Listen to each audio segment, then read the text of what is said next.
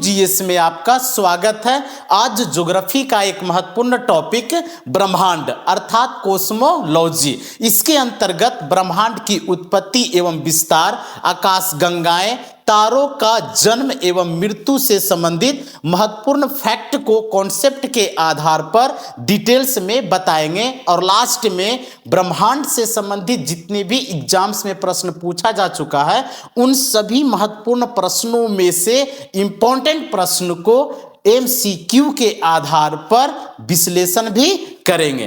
तो ब्रह्मांड की उत्पत्ति का सिद्धांत किनके द्वारा पहली बार प्रतिपादित किए गए जो सर्वमान्य है, इसे समझने का प्रयास कीजिए। ब्रह्मांड की उत्पत्ति महाविस्फोट सिद्धांत।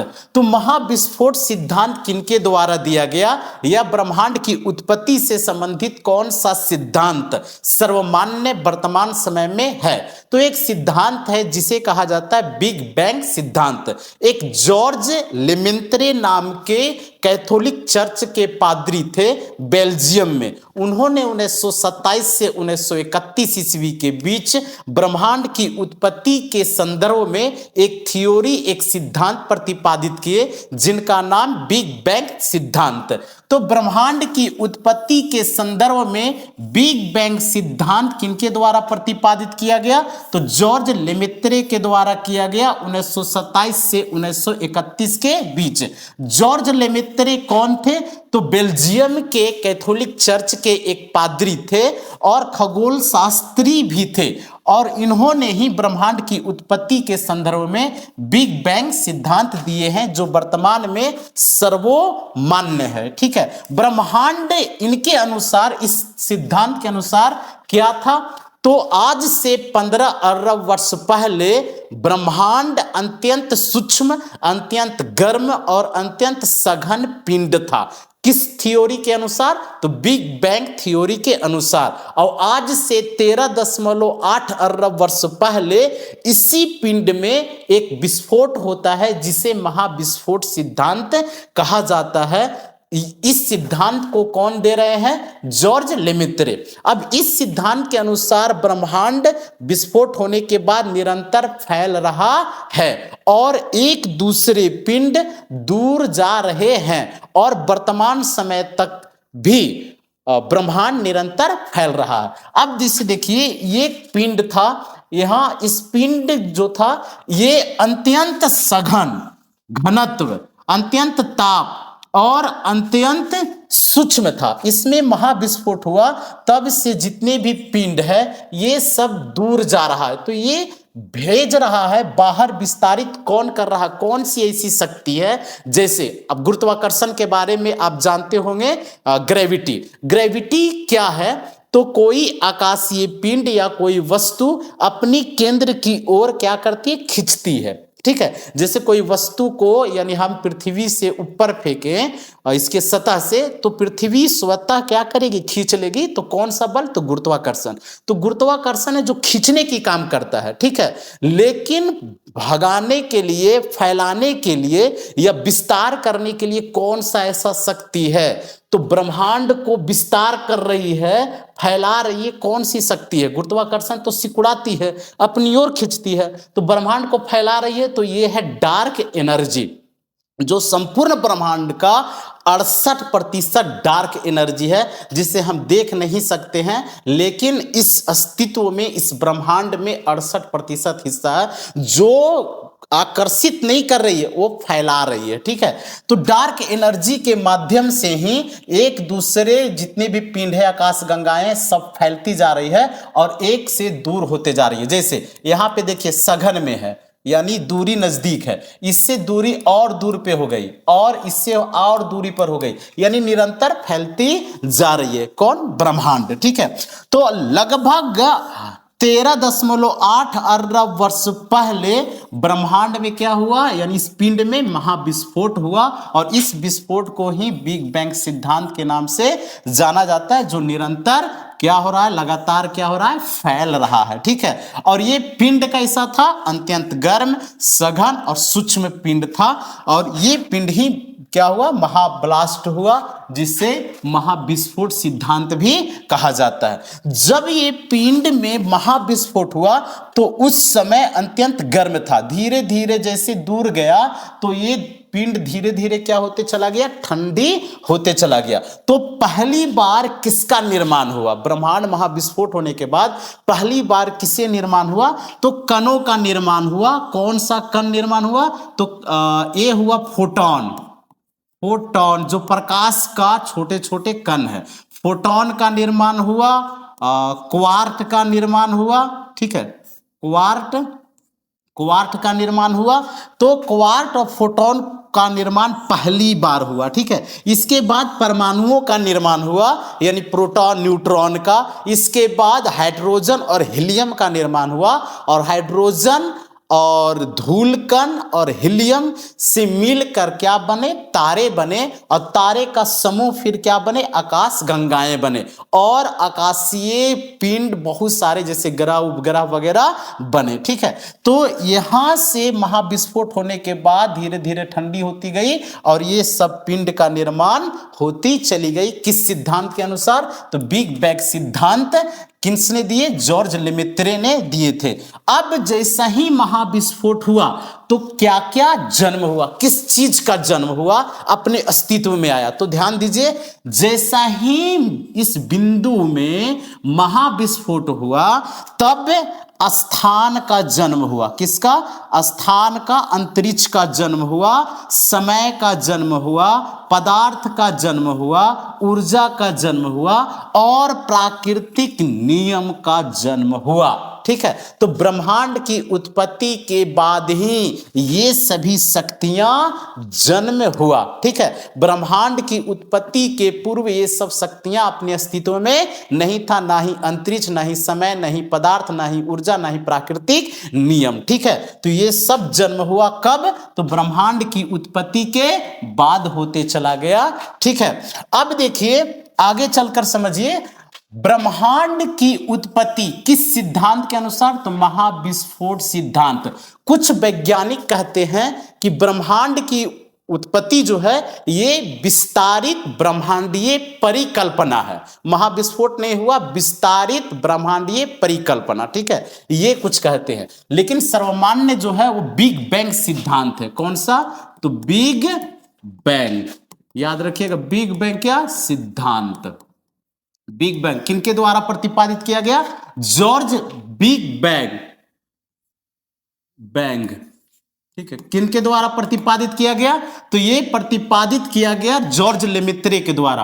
ब्रह्मांड का विस्तार यानी हब्बल के नियम से सिद्ध है, यानी ब्रह्मांड का जो विस्तार है वो एडविन हब्बल ने आगे चलकर एक सिद्धांत दिए थे जिसका नाम विस्तारित ब्रह्मांडीय परिकल्पना। विस्तारित ब्रह्मांडीय परिकल्पना किसने, एडविन हब्बल के नियम के अनुसार ही इससे सिद्ध किया गया कि हाँ ये ब्रह्मांड जो है निरंतर क्या हो रहा है, फैल रहा है, और जैसे जैसे ये दूर जा रहा है वैसे वैसे ये पिंड ठंडी भी होती जा रही है, ठीक है। हमारी आकाश गंगा, क्या इसका नाम क्या है, दूध मेखला यानी मिल्की वे। अब देखिए जिस आकाश गंगा में हमारा सौर मंडल है, पृथ्वी है, सूर्य है, और जितने भी ग्रह वगैरह है, वो सौर मंडल किस आकाश गंगा का भाग है, तो दूध मेखला, इसी को कहा जाता है मिल्की वे। तो मिल्की वे मंदाकिनी या दूध मेखला आकाश गंगा का भाग है। तारों का जन्म किससे हुआ, तो निहारिका से अर्थात नेबुला से, ठीक है। तो तारों का जन्म निहारिका नामक बादल से हुआ जो आकाश गंगा के बाहरी किनारों में ब्रह्मांडीय विस्फोट से इस बादल का निर्माण हुआ, या तारे का मृत्यु हो जाने पर इस बादल का निर्माण होता है निहारिका बादल का। अब निहारिका बादल को ध्यान से समझने का प्रयास कीजिए। देखिए ये है निहारिका, क्या है? निहारिका, यानी निहारिका को अंग्रेजी में नेबुला भी कहा जाता है। निहारिका ये बादल है, और ये निहारिका आकाशगंगा के बाहरी छोर में बादल है, और इस बादल में धूल कण है और हाइड्रोजन है। ठीक है, तो हाइड्रोजन और धूल कण मिलकर बादल बना, और इस बादल को क्या कहा जाता है? निहारिका। और इसी बादल से तारे का जन्म होता है। कैसे? अब ये निहारिका जो बादल है, जब ये सघन होगा, यानी सघन होगा, यहां पे आ जाएगा, इसके कण आपस में और सघन होगा, तो ये बादल, ये हाइड्रोजन बनेगा। ठीक है, यानी हाइड्रोजन और धूल कण सघन होगा, तब इससे कहा जाएगा आदि तारा या प्रोटो स्टार। आदि तारा में नाभिकीय संलयन नहीं होता है, हीलियम हाइड्रोजन में नहीं बदलता है, यानी सघन हो जाता है। अब जब यही और सघन होगा, ठीक है, तो और सघन होगा, तो इसके केंद्र में जो ये हाइड्रोजन है, ये वाले हाइड्रोजन है, तो हाइड्रोजन बदलने लगेगा हीलियम में। तो ये रेड वाले क्या है? हीलियम, और ये वाले हाइड्रोजन। तो हाइड्रोजन जो है बदल रहा है हीलियम में, और जैसे जैसे हीलियम बढ़ते जाएगा अपार ऊर्जा मिलते जाएगा। यानी हाइड्रोजन किसमें? तो हाइड्रोजन कम होते जा रहा है और हीलियम बढ़ते जा रहा है और ऊर्जा मुक्त होते जा रहा है। तो ये हुआ तारा, और इस तारा को कहा जाता है मुख्य अनुक्रम तारा या पूर्ण तारा। ठीक है, तो मुख्य अनुक्रम तारा जैसे वर्तमान समय में सूर्य है, तो सूर्य कौन सा तारा है? तो सूर्य मुख्य अनुक्रम तारा है।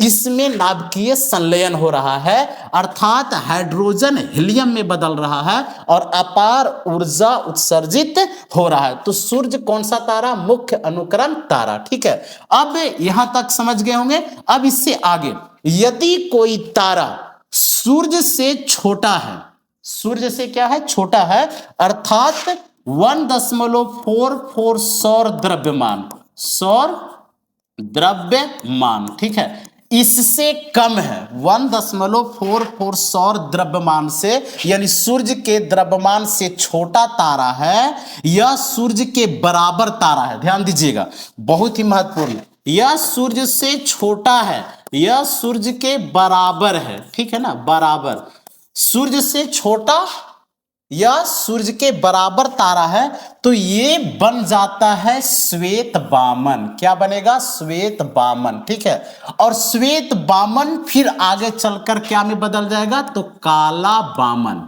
काला बामन। ठीक है, और तारे का मृत्यु हो जाएगा। ठीक है, अब यहां से समझिए, यहां ये निहारिका आदि तारा बना, या सघन हुआ, क्या हुआ? मुख्य अनुक्रम तारा या पूर्ण तारा। ठीक है, जो सूर्य है। ठीक है, अब ये सूर्य से कोई तारा छोटा है, यह सूर्य के बराबर है, तो वो तारा आगे चलकर श्वेत बामन बनेगा, और वे श्वेत बामन फिर आगे चलकर काला बामन बनेगा, और तारे का मृत्यु हो जाएगा। यानी एक मृत्यु का ये अवस्था है। ठीक है, और एक मृत्यु का ये अवस्था है, यदि सूर्य से बड़ा कोई तारा है, यह बहुत बड़ा तारा है, ध्यान दीजिएगा, या तो बड़ा है, यहां पे लिख देते हैं, या तो सूर्य से बड़ा है या बहुत बड़ा है, बहुत बड़ा तारा है। ठीक है, तो अब ये क्या में बदलेगा?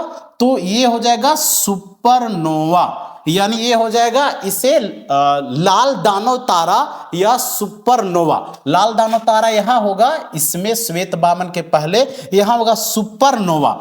अब सुपरनोवा में अभिनव तारा जिसे कहा जाता है, कौन सा तारा? अभिनव तारा। अभिनव तारा ब्लास्ट होगा, तब उसे कहा जाएगा सुपरनोवा विस्फोट। क्या कहा जाएगा?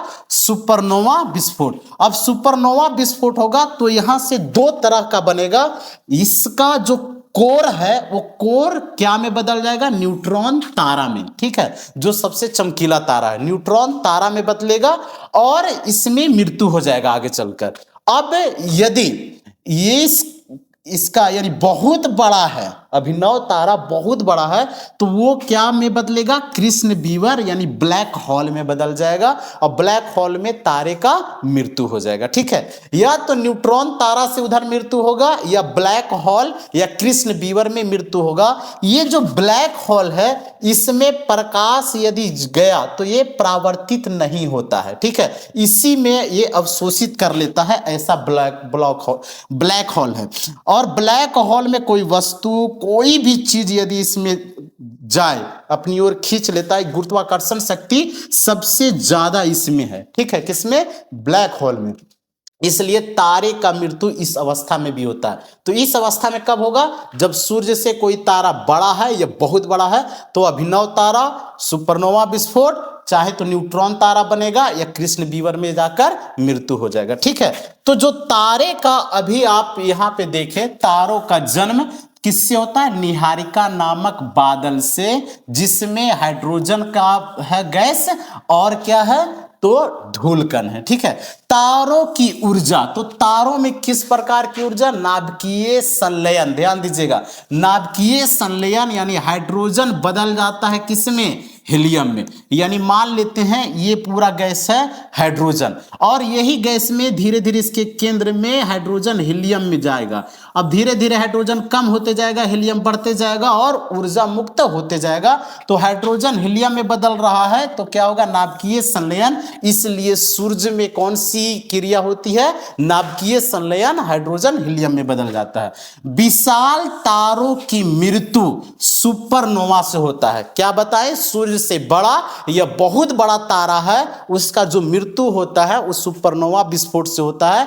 आगे चलकर न्यूट्रॉन तारा या ब्लैक होल में मृत्यु हो जाएगा। ठीक है, तो सुपरनोवा याद रखिएगा। ब्रह्मांड की आयु ज्ञात करने की इकाई क्या है, तो ब्रह्मांड की आयु ज्ञात करने की इकाई अरब वर्ष है। ठीक है, या बिलियन ईयर है। ठीक है, प्रारंभिक ब्रह्मांड अत्यंत गर्म, अपारदर्शी।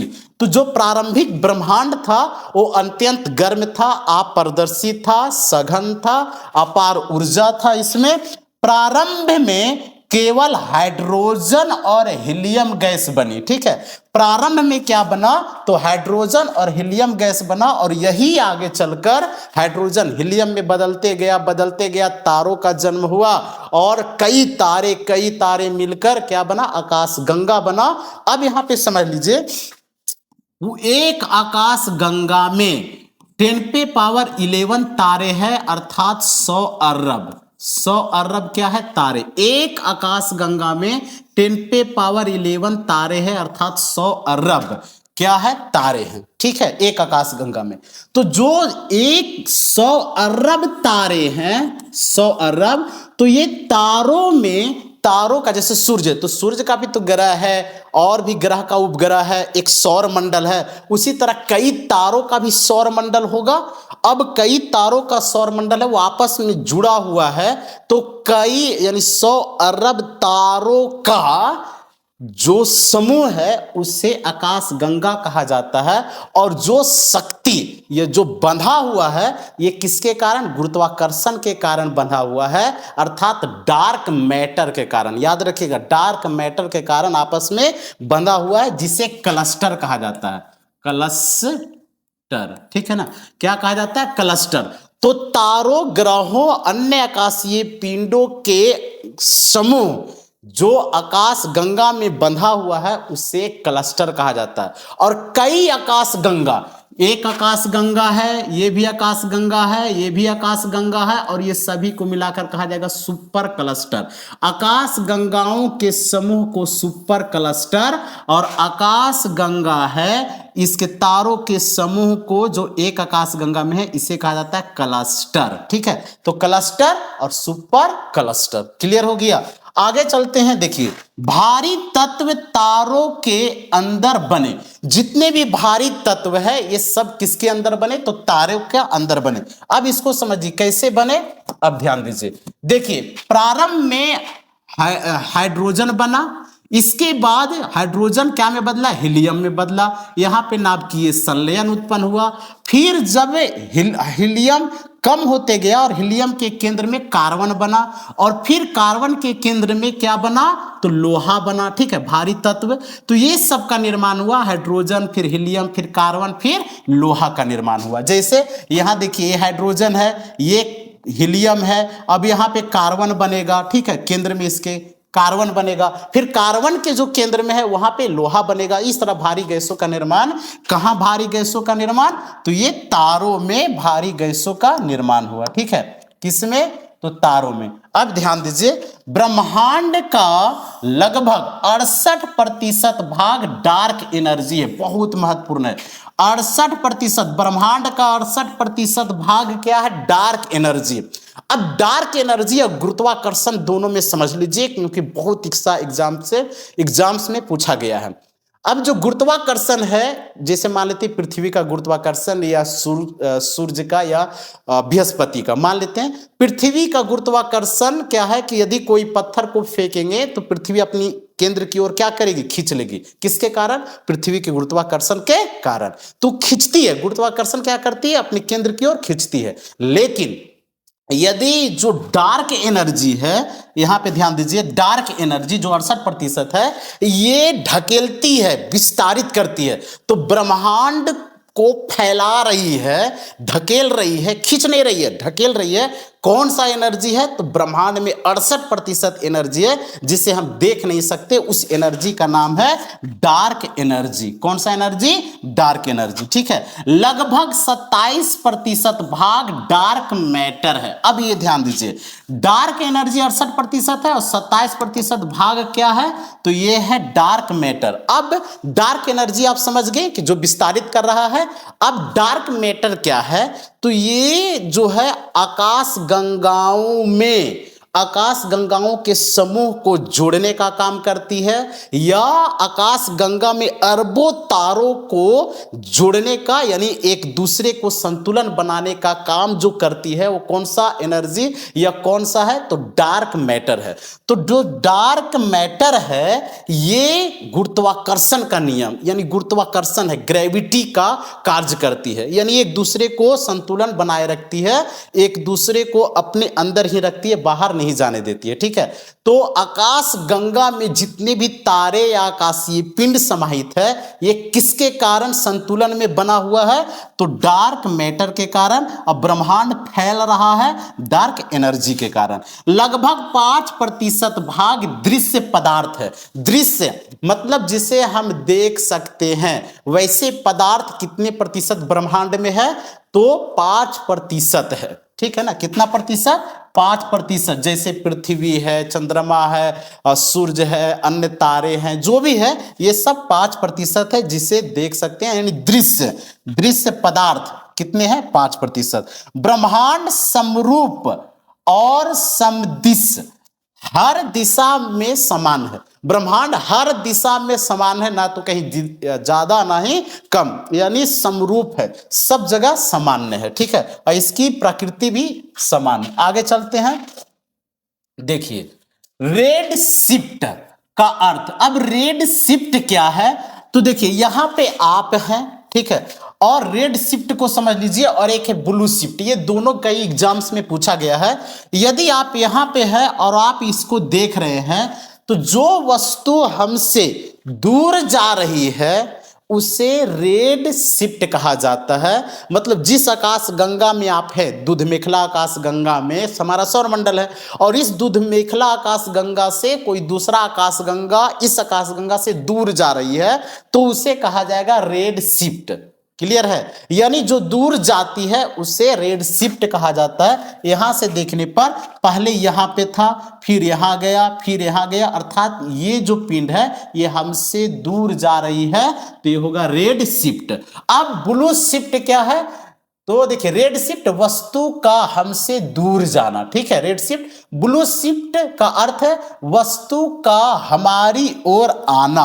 तो यहां से आप देख रहे हैं तो पहले वस्तु यहां था, फिर यहां आया, फिर यहां आया, यानी हमारी ओर आ रही है। तो मतलब हमारी जो दूध मेखला गैलेक्सी है जिसमें सौर मंडल स्थित है, इसके बाद जो भी गैलेक्सी है आकाशगंगा वो हमारी ओर आ रही है, ऐसा प्रतीत हो रहा है, तो वो कहलाएगा क्या? Blue shift. यानी साधारण शब्दों में समझिए, यदि आप किसी से नफरत करते हैं तो आप दूर जा रहे हैं, तो ये हो रहा है रेड शिफ्ट। यदि आप किसी से प्रेम करते हैं तो धीरे धीरे पास आ रहे हैं, तो ये हुआ ब्लू शिफ्ट। ठीक है, ये सिद्धांत आप याद रखिएगा। देखिए अब है घटना क्षितिज। घटना क्षितिज ब्लैक होल की सीमा रेखा होती है। अब मान लेते हैं ये ब्लैक होल है, ये क्या है? Black hole. तो ब्लैक होल का जो सीमा रेखा है इसे क्या कहा जाता है? तो घटना क्या कहा जाता है? क्षितिज कहा जाता है। याद रखिए, घटना क्षितिज। तो घटना क्षितिज ब्लैक होल का ये सीमा रेखा है। घटना क्षितिज क्या है? ब्लैक होल का सीमा रेखा है।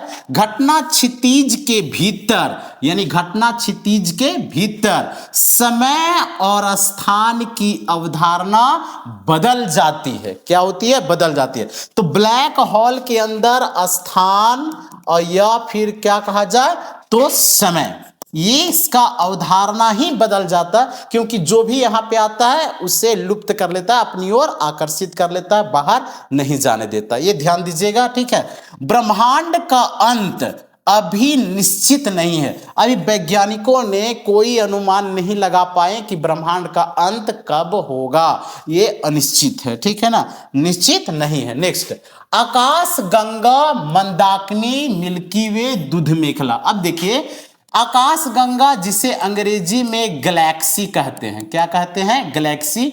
या जो हमारी पृथ्वी, ये जो है हमारा सौर मंडल जिस गैलेक्सी में है उसे मंदाकिनी कहा जाता है, या अंग्रेजी में मिल्की वे कहेंगे, या दूध मेखला कहेंगे। अब हिंदी में नाम इसे आकाश गंगा, मंदाकिनी, दूध मेखला तीनों के नाम से जाना जाता है, लेकिन आकाश गंगा को सामान्य रूप से अंग्रेजी में गैलेक्सी कहते हैं। अंग्रेजी में जिस आकाश गंगा में हमारा सौर मंडल है उसे क्या कहा जाता है? मिल्की वे। ठीक है, तो मिल्की वे क्या है ये आप ध्यान दीजिए। तो मिल्की वे जो है ये हमारा आकाश गंगा है जिसमें हमारे सौर मंडल स्थित है। ठीक है, अब यहां पे देखिए, ये सूर्य है, सूर्य यहाँ पे है, इसमें अरबों तारे हैं। ये एक आकाश गंगा है। कितने आकाश गंगा? एक आकाश गंगा है। और ऐसे ऐसे आकाश गंगाओं की संख्या 10⁻11 है, अर्थात 100 अरब। याद रखिए, 100 अरब। ऐसा आकाश गंगा है 100 अरब। और एक आकाश गंगा में सूर्य जैसे 100 अरब तारे हैं। ध्यान दीजिएगा, एक आकाश गंगा में 100 अरब सूर्य जैसा तारा है। और एक तारा जो सूर्य एक तारा है, इसमें कितने 8 ग्रह हैं, अन्य उपग्रह है, अन्य क्षुद्र ग्रह है, बहुत सारा एक परिवार है जिसे सौर मंडल कहा जाता है एक तारा में। तो एक तारा में सौर मंडल है, उसी तरह इतने अरब तारे हैं, तो कितने सौर मंडल होगा एक आकाश गंगा में। और ये आकाश गंगा आपस में तारे को जो बांधा हुआ है इसे कहा जाता है क्लस्टर। क्लस्टर याद रखिएगा, क्लस्टर क्या कहा जाता है? क्लस्टर। ठीक है, और कई आकाश गंगाओं के समूह को कहा जाता है सुपर क्लस्टर। क्या कहा जाता है? Super cluster. तो हमारा सौर मंडल जिस आकाश गंगा में है उसका नाम क्या है? मिल्की वे या दूध मेखला। इसको क्लियर हो गया होगा। नेक्स्ट आगे चलते हैं। आकाश गंगा या मिल्की वे ग्लेशियर। हमारा सौर मंडल इसी आकाश गंगा में स्थित है। यानी किस आकाश गंगा में? तो दूध मेखला में। याद रखिएगा, दूध मेखला। ठीक है ना, दूध मेखला या मंदाकिनी भी कहा जाता है, या मिल्की वे अंग्रेजी में कहेंगे। यह एक सर्पिल या स्पाइरल आकाश गंगा है। यानी इसका आकार कैसा है? तो स्पाइरल है। ठीक है, या सर्पिल है, यानी सांप की जैसा इसकी आकृति है। ठीक है, नेक्स्ट इसमें लगभग 100 से 400 अरब तारे हैं। यानी 100 अरब से लेकर 400 अरब अरब तक क्या है, तो तारे हैं। एक आकाश गंगा में, दूध मेखला में इतना माना गया है। लेकिन बहुत सारे लोग कहते हैं, यानी जितने भी शोधकर्ता है, कि 10⁻11 तारे हैं 100 अरब। ठीक है। इसके केंद्र में ध्यान दीजिएगा, दूध मेखला के केंद्र में एक सुपरमेसिव ब्लैक होल है। यानी इसके केंद्र में आकाश, ये आकाश गंगा दूध मेखला, और इसके केंद्र में एक सुपरमेसिव ब्लैक होल है। क्या है? ब्लैक होल इसके केंद्र में। यहीं पे तारों का क्या होता है? मृत्यु होता है। किसका मृत्यु? तारों का मृत्यु होता है। पृथ्वी आकाश गंगा की ओरायन भुजा में स्थित है। यानी जो पृथ्वी है वो कौन से भुजा में स्थित है? देखिए, तो यहां सौर मंडल है, सूर्य जो है सौर मंडल इसी यानी मध्य भुजा में है। ना तो बाहरी भुजा में है और ना ही आंतरिक भुजा में है, मध्य भुजा में स्थित है हमारा सूर्य, या हमारा सौर मंडल, या हमारा पृथ्वी। याद रखिएगा। मंदाकिनी या दूध मेखला, मंदाकिनी का ये दूध मेखला या मिल्की वे। भारतीय ग्रंथों में आकाश गंगा को मंदाकिनी और दूध मेखला कहा गया है। यानी भारतीय जितने भी ग्रंथ है उस ग्रंथों में आकाश गंगा को क्या कहा गया है? मंदाकिनी कहा गया है या फिर दूध मेखला कहा गया है। ठीक है। अंग्रेजी में क्या कहा जाता है? तो मिल्की वे कहा जाता है। रात के आकाश में यह दुधिया प्रकाश पट्टी के रूप में दिखाई देता है, इसलिए सामान्य तौर पे दूध मेखला कहा जाता है। ठीक है। नेक्स्ट, तारों का जन्म यानी बर्थ ऑफ स्टार्स। तारों का जन्म कैसे होता है? तो तारों का जन्म निहारिका, जो बता चुके हैं नेबुला, निहारिका या नेबुला नामक गैस और धूल के विशाल बादल से होता है। तो यानी इसका जो जन्म होता है तारों का, वो हाइड्रोजन और धूल कण मिलकर जो बादल बनता है उसे निहारिका कहा जाता है या नेबुला, और इसी से तारों का जन्म होता है। ये सघन होता है, सघन होते जाता है, हाइड्रोजन फिर हीलियम में बदलेगा, नाभिकीय संलयन उत्पन्न होगा और फिर तारों का जन्म होगा। ठीक है। किसका? तारों का जन्म होता है। अब निहारिका में गुरुत्वाकर्षण के कारण गैसें सिकुड़ती है। यानी गुरुत्वाकर्षण के कारण गैसें क्या हो रही है? हाइड्रोजन धूलकण आपस में सिकुड़ रही है, आदि तारा बनेगा और सिकुड़ेगा, तो हाइड्रोजन हीलियम में बदलने लगेगा, नाभिकीय संलयन उत्पन्न हो जाएगा और इसमें तारे का जन्म होगा, अपार ऊर्जा निकलना शुरू हो जाएगा। तो देखिए, निहारिका में गुरुत्वाकर्षण के कारण गैसें सिकुड़ती है और एक प्रोटोस्टार यानी आदि तारा बनता है। क्या बनता है? प्रोटोस्टार, आदि तारा। जब तापमान और दाब बहुत अधिक हो जाता है तब नाभिकीय संलयन उत्पन्न होता है, नाभिकीय संलयन शुरू होता है। इसी क्षण तारा मुख्य अनुक्रम तारा बन जाता है। यानी नाभिकीय संलयन जब होता है तो मुख्य अनुक्रम तारा बनता है, जो वर्तमान में सूर्य है। तो नाभिकीय संलयन हाइड्रोजन हीलियम में बदल जाता है और नाभिकीय संलयन स्टार्ट होता है, तारे का निर्माण होता है। उस तारे को क्या कहा जाता है? मुख्य अनुक्रम तारा, जो वर्तमान में सूर्य है। तारों की ऊर्जा का स्रोत हाइड्रोजन का हीलियम में, ध्यान दीजिएगा, हाइड्रोजन का हीलियम में नाभिकीय संलयन है। यानी तारों का जो ऊर्जा का मुख्य स्रोत या बिंदु या आधार या बेस कहा जाए वो क्या है? तो वो है हाइड्रोजन को किसमें? हीलियम में। ठीक है। तो हाइड्रोजन का हीलियम में रूपांतरण ही नाभिकीय संलयन है। हमारा सूर्य भी एक, ध्यान दीजिए, हमारा सूर्य भी एक मुख्य अनुक्रम तारा है। कौन सा तारा है? मुख्य अनुक्रम तारा है। देखिए ये वाले, ये क्योंकि हाइड्रोजन हीलियम में बदला और क्या बना? अपार ऊर्जा, और इस तारे का नाम है मुख्य अनुक्रम तारा। कौन सा तारा? मुख्य अनुक्रम तारा। अब इधर आते हैं। तारों का रंग उसके तापमान पर निर्भर करता है। तारों का रंग किस पे? तो तापमान पे। कितने एग्जाम्स में आया हुआ है? नीले तारे सबसे अधिक गर्म होता है, यानी नीले तारे युवा तारा है जिसमें हाइड्रोजन और हीलियम अपार शक्ति में हाइड्रोजन हीलियम में बदल रहा है और अपार ऊर्जा उत्पन्न हो रहा है। तो नीले तारे युवा तारा होता है, प्रौढ़ नहीं युवा तारा होता है, और ये अत्यधिक क्या होता है, अधिक गर्म होता है। लाल तारे अपेक्षाकृत ठंडे होता है। लाल जो तारे हैं वो प्रौढ़ तारा बन जाता है, उसमें हाइड्रोजन धीरे धीरे कम होता है और हीलियम ज्यादा हो रहा होता है। तो हाइड्रोजन कम है और हीलियम ज्यादा हो रहा है तो उसमें ऊर्जा उतना नहीं होगा, क्योंकि ज्यादा हाइड्रोजन रहेगा हीलियम भी तब तो ज्यादा उत्सर्जित होगा। तो लाल तारे अपेक्षाकृत ठंडे होते हैं, नीले तारे गर्म। नीला युवा है, लाल प्रौढ़ावस्था है। सूर्य की सतही ताप लगभग 6000 डिग्री सेल्सियस है, यानी सूर्य का जो सतह का तापमान है 6000 डिग्री सेल्सियस। सूर्य के केंद्र का तापमान लगभग 1.5 करोड़ डिग्री यानी 15 मिलियन डिग्री सेल्सियस है। कितना? 15 मिलियन डिग्री सेल्सियस। किसका? तो सूर्य के केंद्र का तापमान 1.5 करोड़ डिग्री सेल्सियस और सतह का तापमान कितना? तो 6000 डिग्री सेल्सियस।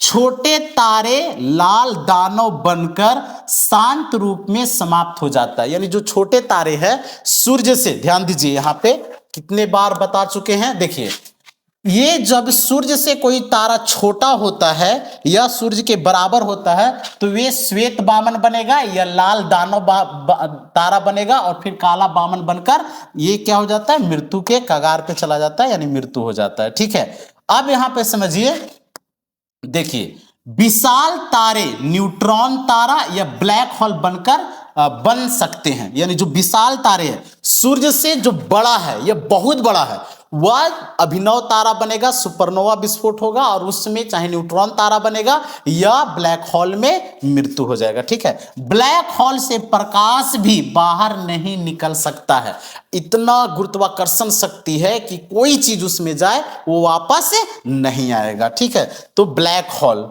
क्लियर है। आगे देखिए, ये है हाइड्रोजन के बादल धुलकर और यहीं से धीरे धीरे किसका जन्म होता है, तो तारों का जन्म होता है। ये ब्लैक होल है और इसमें चाहे प्रकाश भेजिए या कुछ भी भेजिए वापस परावर्तित नहीं होगा, ये अपनी ओर खींच लेता है, गुरुत्वाकर्षण शक्ति इसमें सबसे ज्यादा है। तारों की मृत्यु, ठीक है, तारे की मृत्यु उसके द्रव्यमान पर निर्भर करता है। कितनी एग्जाम्स में आया हुआ है, तारों का मृत्यु किस पे निर्भर करता है, तो द्रव्यमान पे।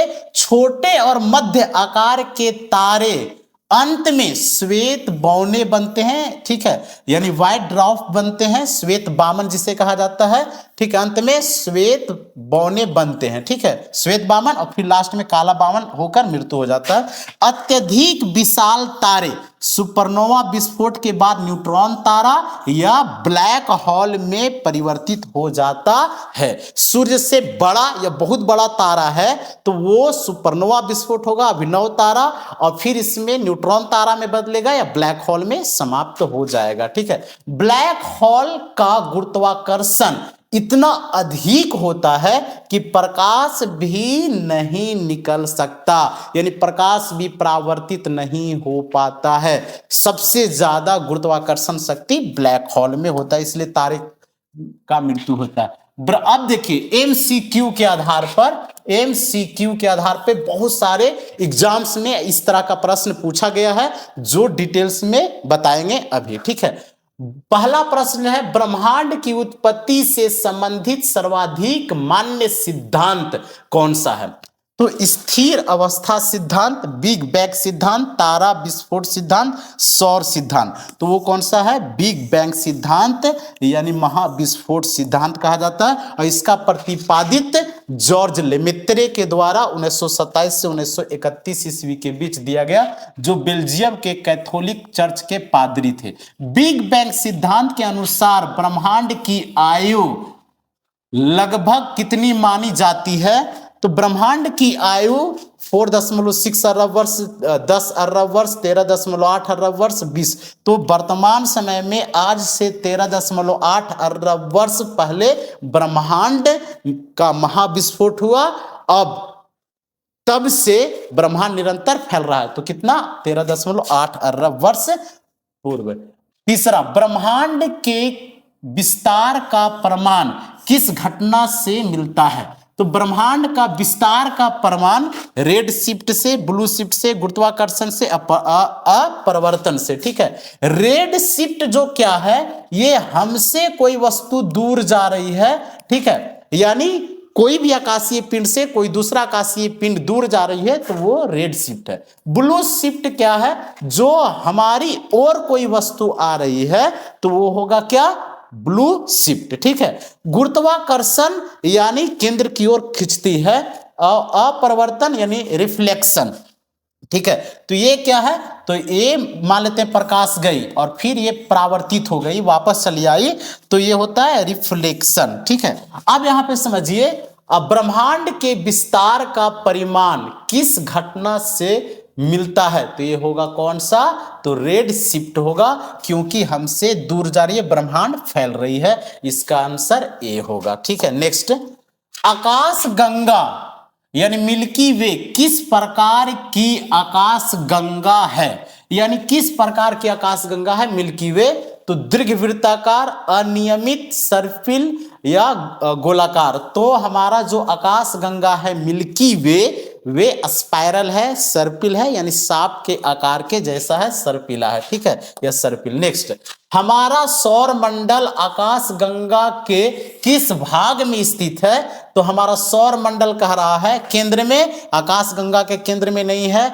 ओरियन भुजा में, ध्रुवीय क्षेत्र में, वाह, तो किसमें, मध्यवर्ती भुजा या ओरायन भुजा में स्थित है। ठीक है, ओरायन भुजा में स्थित है कौन, हमारा सूर्य मंडल, सौर मंडल या सूर्य। ठीक है, नेक्स्ट, आकाश गंगा के केंद्र में क्या पाया जाता है, तो आकाश गंगा के केंद्र में बोल रहा है तो न्यूट्रॉन, श्वेत वामन, बौना या सुपरमेसिव ब्लैक होल, लाल दानव तारा।